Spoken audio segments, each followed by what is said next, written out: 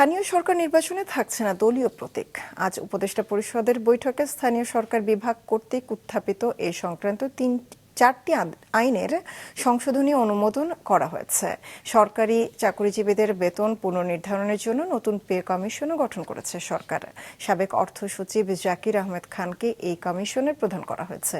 কমিশনকে ৬ মাসের মধ্যে প্রতিবেদন দিতে বলা হয়েছে। সকালে প্রধান উপদেষ্টার কার্যালয়ে উপদেষ্টা পরিষদের নিয়মিত বৈঠকে এসব সিদ্ধান্ত নেওয়া হচ্ছে।